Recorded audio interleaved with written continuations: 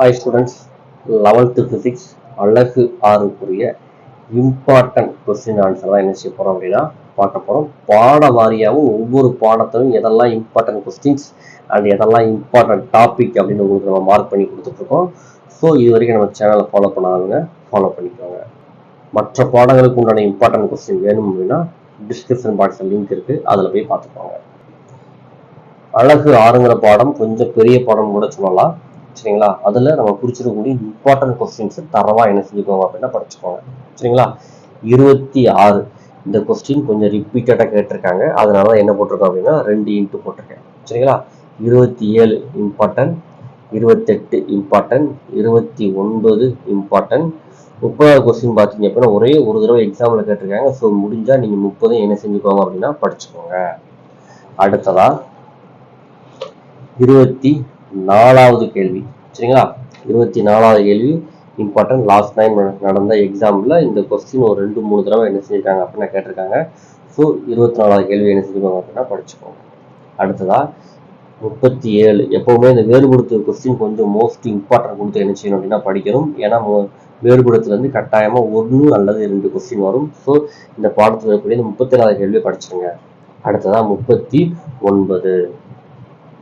அடுத்ததா 41வது கேள்வி. 6வது பாடத்தை பொறுத்தளவுக்கு இந்த 41வது கேள்வி படிக்காம நம்ம எக்ஸாம் ஹாலுக்குள்ளேயே போகக்கூடாது, அந்த அளவுக்கு இது ஒரு முக்கியமான கொஸ்டின். அடுத்ததா 43, சரிங்களா? கொஞ்சம் நல்லா படிக்கக்கூடிய ஸ்டூடெண்ட்ஸ் இந்த 44, 45, 47வது கேள்விகளும் என்ன செஞ்சுக்கோங்க அப்படின்னா பார்த்துக்கோங்க. இதுவும் கேட்கறதுக்கு உண்டான வாய்ப்புகள் இருக்குது. ஆனால் நான் இப்போ உங்களுக்கு மார்க் பண்ணி கொடுத்ததெல்லாம் இதுக்கு முன்னாடி நடந்த எக்ஸாமில் ரிப்பீட்டடாக கேட்ட கொஸ்டின்ஸ் தான், சரிங்களா? இந்த கொஸ்டின்ஸ் கேட்கறதுக்குள்ள வாய்ப்புகள் இருக்குது. ஸோ முடிஞ்சால் 44, 45, 47 என்ன செஞ்சுக்கோங்க அப்படின்னா படிச்சுக்கோங்க. அடுத்ததா 53 மார்க், 52 மார்க் பண்ணிக்கோங்க.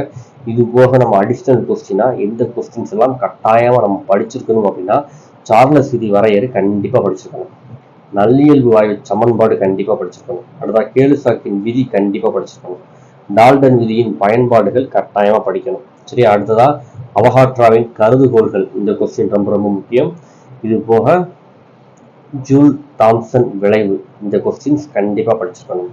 இது போக நம்ம படிக்க வேண்டிய இம்பார்ட்டன்ட் டாபிக்ஸ் என்ன அப்படின்னா நீங்கள் படிக்க வேண்டிய இம்பார்ட்டன்ட் டாப்பிக்கை நான் உங்களுக்கு இதில் மார்க் பண்ணியிருக்கேன். வழக்கம்போது அங்கே பின்னாடி சொன்னதான் நல்லியல் வாயு சமன்பாடு வந்திருக்கும். இந்த டாபிக் ரொம்ப ரொம்ப இம்பார்ட்டன்ட் டாபிக். அதே மாதிரி என்னது ஜூல் தாம்சன் விளைவும் இம்பார்ட்டன்ட். இந்த டாப்பிக்கை மட்டும் என்ன செஞ்சுக்கோங்க அப்படின்னா ஒன் டைம் நல்ல தரமாக என்ன செஞ்சுக்கோங்க அப்படின்னா படிச்சிங்க அப்படின்னா 6வது பாடத்தை எந்த கேள்விகள் கேட்டாலும் உங்களால் அட்டன் பண்ண முடியும். தேங்க்யூ ஃபார் வாட்சிங் ஸ்டூடெண்ட்ஸ்.